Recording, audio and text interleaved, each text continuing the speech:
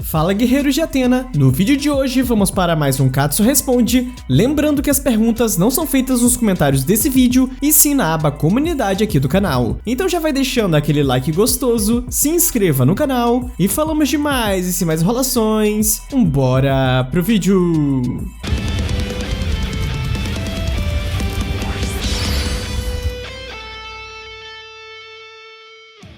Bruno Octávio de Matos Correia. Oi Sérgio, a minha dúvida é, se Thanatos pode matar qualquer pessoa sem mesmo estar no local para matá-la, por que ele não fez isso com os cavaleiros, que estavam no inferno antes de chegarem aos Elísios?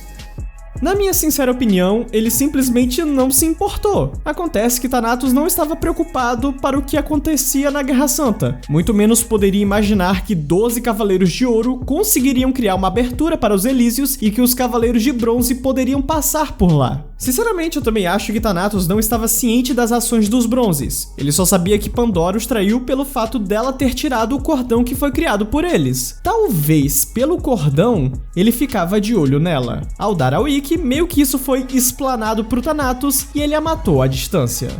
Agramon. Oi Sérgio, você acha que se Casa de Limedes tivesse visto Saga, ele poderia saber do espírito diabólico em Saga, já que Casa consegue adentrar nas memórias do oponente? Eu acho que sim. Quero saber a sua opinião.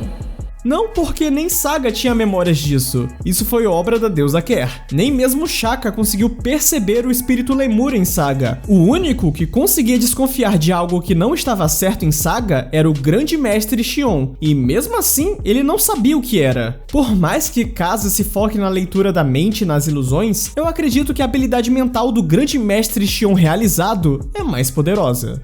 Joel Lucas. Olá Sérgio, vou tentar mais uma vez até você ler minha pergunta, kkkk. Qual a técnica mais poderosa? A exclamação de Atena ou o oráculo dos guardiões? E como seria o choque entre essas técnicas? Sempre fiquei curioso sobre como seria esse confronto. Abraços.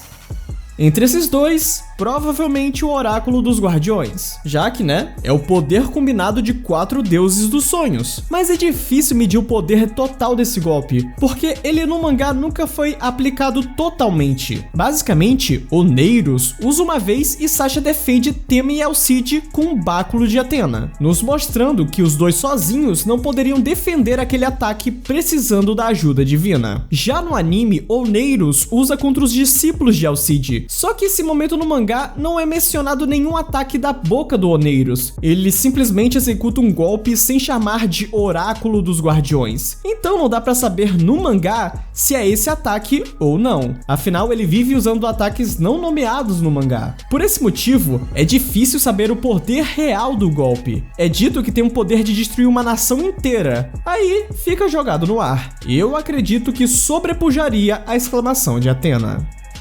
João Paulo. Olá Sérgio, como você diz, Yoma na Guerra Santa de The Lost Canvas recuperou as memórias de sua divindade ao ser escolhido como espectro. Porém, no Lost Canvas Gaiden de Ares, é dito que Kairos mantém um continente de Mu selado desde a Guerra Santa de Sage Hakurei, na tentativa de impedir que no futuro Xion se tornasse o Cavaleiro de Ares. Mas como explica a aparição de Kairos nessa guerra anterior a Lost Canvas, sendo que nessa época ele não tinha despertado como espectro?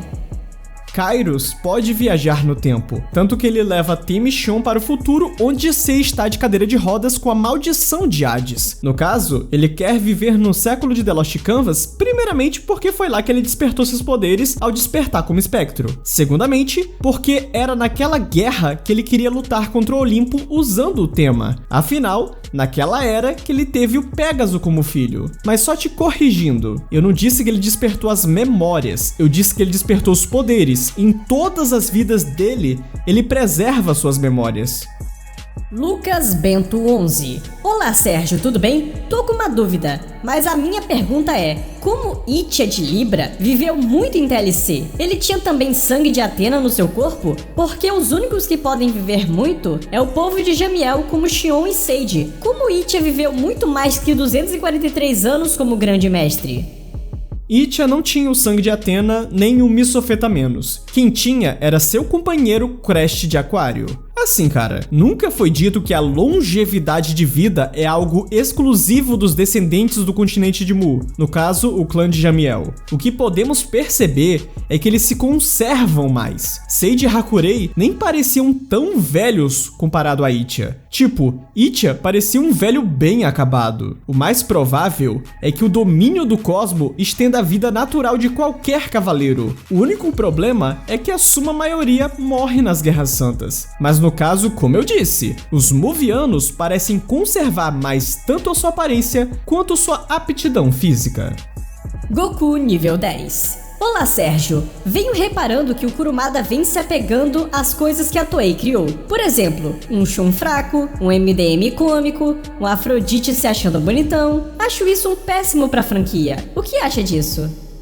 Assim, Shun fraco, realmente concordo. E Máscara da Morte também. Agora, Afrodite se achando bonitão? Isso nunca aconteceu no mangá. Já os exemplos anteriores, conforme a obra progredia, mais o Shun do mangá e do anime foram fundidos. Cara, o Shun do início do mangá e o que ele virou na saga de Poseidon pra frente são dois personagens quase que completamente diferentes. E sinceramente, eu não gosto disso. Até então, o Shun era um personagem que não gostava de lutar, mas lutava. Agora, essa coisa do Máscara da Morte cômico foi algo tão... what the fuck? Tipo, do nada, ele quis dar o mesmo nível de tom cômico que foi pro Deathtoll. E cara, não tem nada a ver. Máscara da Morte não é um personagem que combina com isso.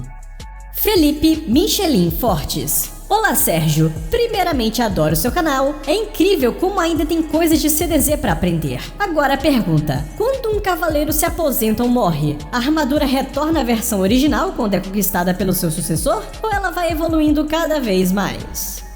Felipe, o que a obra deixa implícito é que sempre a armadura retorna ao seu estado original quando a guerra acaba. Isso só nunca foi mostrado. Eu até fiz uma teoria que isso provém que, assim como os selos de Atena que são feitos com seu sangue, o sangue dos cavaleiros que está presente nas armaduras perde força e volta ao seu estado primário. Apenas no spin-off The Lost Canvas, a gente teve esse vislumbre. Lá no Gaiden do Shion, quando as armaduras de Pégaso e Atena retornam para dar um fim em Kairos, assim que elas terminam seu objetivo, a armadura de Atena volta a ser uma estátua e a de Pégaso volta à sua forma V1. E como sabemos, se precisa do sangue de Atena para ela ficar na sua forma original. Ou seja, o sangue da armadura se esgotou, o que confirma minha teoria, pelo menos no verso de The Lost Canvas. Álvaro Igor Souza. Katsu, aquilo atrás do Yoma na luta contra Aspros, seria a alma ou o corpo de Kairos? Ele voltaria a ser um deus primordial do tempo? Observação: sobre o rosário que sela a alma dos espectros, falado no último Katsu Responde, acho que com o tempo o rosário perde o poder e os espectros se libertam. Pela lógica, deve ser uns 200 anos.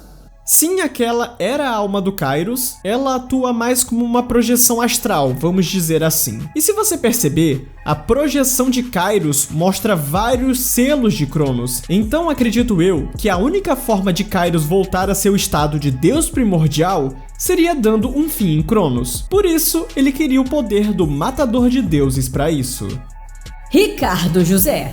Amo seu canal. No CDZ Ômega, os cavaleiros ainda atacam na velocidade do som? Tipo, agora que eles não precisam mais se mover a velocidades estrondosas para gerar ondas de choque já que possuem elementos, isto os bronzes ainda possuem essa super velocidade?